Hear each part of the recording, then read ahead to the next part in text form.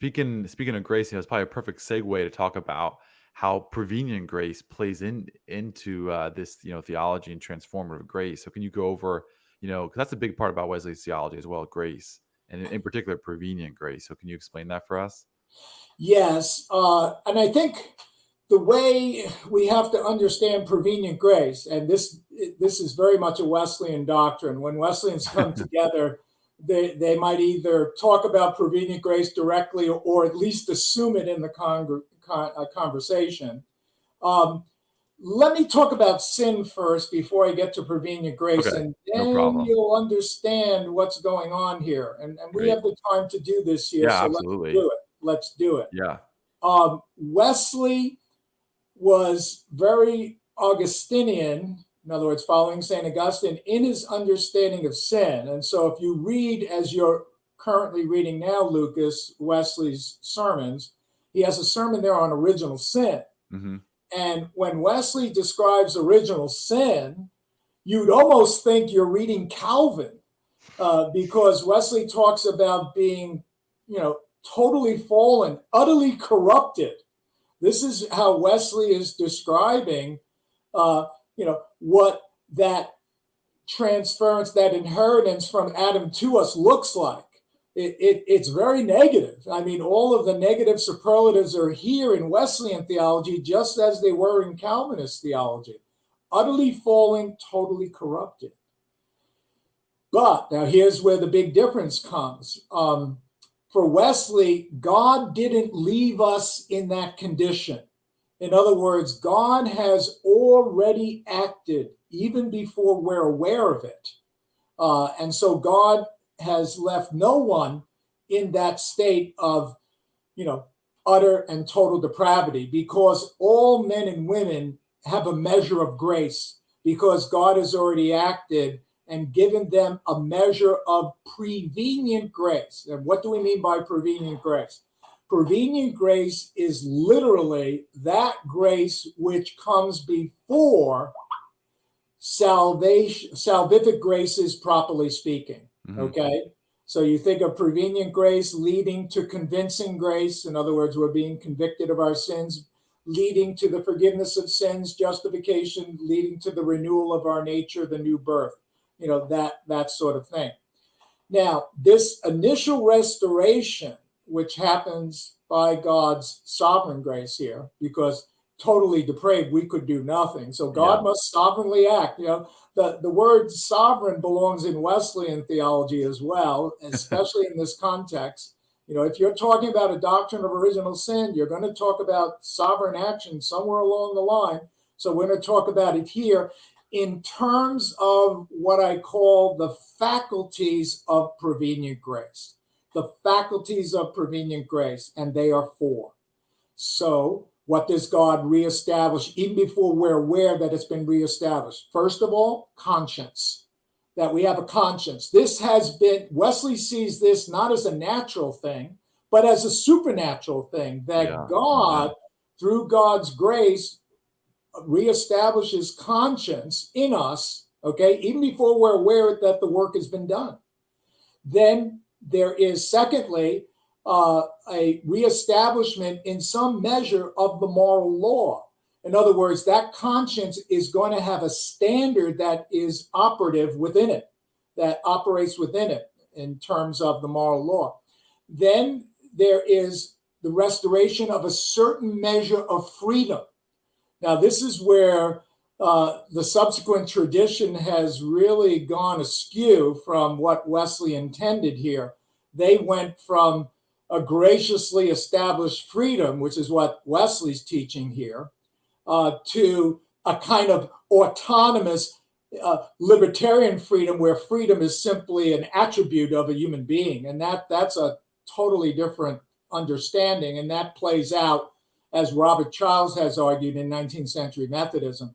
The one is seen in terms of the context of grace. The other is seen as a human capacity.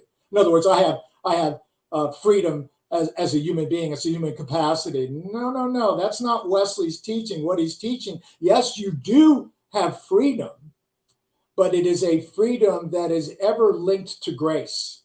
It is a freedom that is ever linked to grace. let me give an illustration of that, how that would Perfect. play out. How that would play out. Let's say uh, could let's just take the example of an alcoholic. Hmm. Okay, an alcoholic who is well into their addiction, is doing nothing about it, is ignoring all the grace of God that surrounds them, and they get into a car and they kill a 13-year-old girl. Okay. Hmm. Do we hold that person responsible? Could that person have done otherwise? And the answer is yes. Yeah. They could have done otherwise. They could have.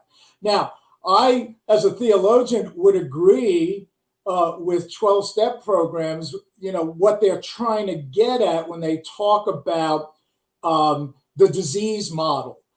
In other words, that they don't have that kind of libertarian freedom that the 19th century Methodists were talking about. I get that. I understand that. Take a look at Romans 7.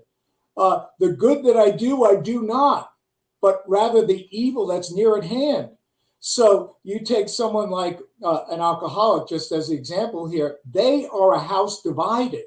Hmm. I would agree on one level. Yeah, they can't resolve that problem, and they may be very much a slave by their own resources, but they have the freedom enough to receive the grace of God by means of which they can do otherwise. Hmm. Do you understand? You Yes. understand the difference? Yeah. So I would agree with 12-step programs that, yeah, like when Nancy Reagan said to, people doing drugs, just say no. And I get that. I understand that Nancy Reagan didn't appreciate how divided the will is among the addicted, that they are not free to say yes and no the way we are, but they nevertheless have freedom enough to receive the grace of God by means of which they can do otherwise. Hmm. And that's the kind of freedom we're talking about here. So we want to be clear. And this is sovereignly established by God. This is one of the faculties of prevenient grace. God gives us freedom enough, all human beings, freedom enough to receive the grace of God by means of which we can do otherwise. Are we stuck? Have we been doing the same things again and again? I grant you, your own self-will won't free you. It won't stop it. It'll just continue because you're a house divided. One part of you wants to do good. The other part wants to do evil. You're a house divided. You're a conflict. But you have freedom to receive the grace of God by means of which you can do otherwise. That's what prevenient grace looks like. That's what prevenient grace looks like.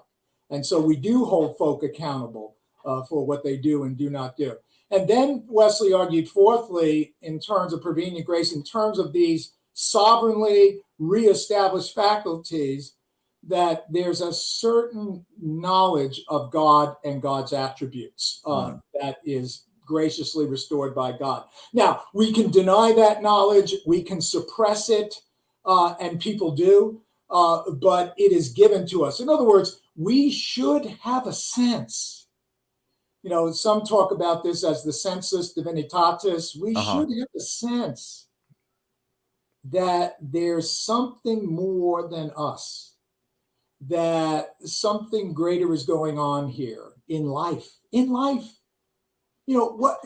was thinking about this the other day. I hear the narratives playing out in our culture, and then I think of the gospel, and those are very different assessments as to what is going on. What is going on? What is going on here in life? What's this all about? Why are we alive? Why are we going through history? Why are we in communities? Is it simply about what we shall eat, what we shall drink, what we shall have? Is that what it is? I think C.S. Lewis and Tolkien, probably because of their literary background and understanding the power of story, realize, there's something great going on here. We are participating in a wonderful narrative, in a huge narrative, in a great narrative. And it has to do with a good and gracious God who creates and brings us into being and gives us life. Okay? And that we need to be mindful of that. That's our context, that we come from the hands of a good and gracious God who intended for us to be here, who intended and who loves us, and who loves us enough to want to redeem us through Jesus Christ. And I'm thinking of C.S. Lewis now when he wrote his space trilogy. Oh yeah. Yeah, and when he I never wrote read that. I heard. yeah, it's a wonderful trilogy. When he wrote Out of the Silent Planet, and I read this when I was in my 20s. I Huh. read. I want to read it soon. Oh, it's good. It's a great. It's a great, Yeah. great trilogy. And I sort of like sci-fi anyway, so I Yeah, me was too. all in.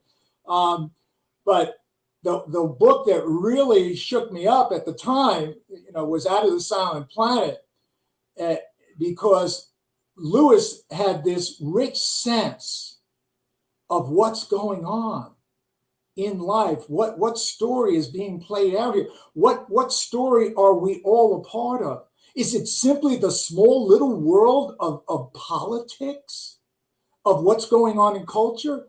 Oh, heavens, no. A much larger, more glorious, more beautiful narrative, and we're all a part of it.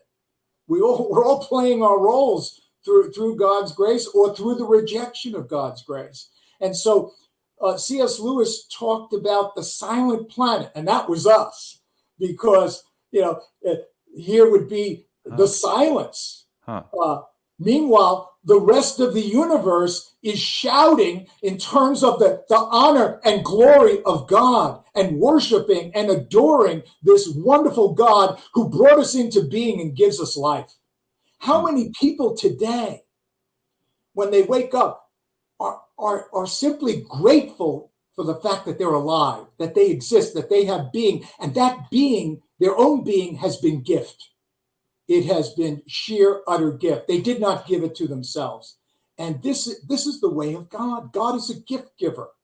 God is a wonderful gift giver who therefore elicits our adoration and praise precisely because of who he is, who God is. Yeah. Amen. So is it accurate to say that, because I always point this out, but just to clarify, is it accurate to say that John Wesley believed only in a supernaturally restored free will by prevenient grace? And is that enabled through the cross of Christ that died for all, and that was one of the first benefits that came to all men? Is that correct? Yeah, let's go back to the piece you just said on free will. And Wesley specifically says, natural free will, I don't know what that is.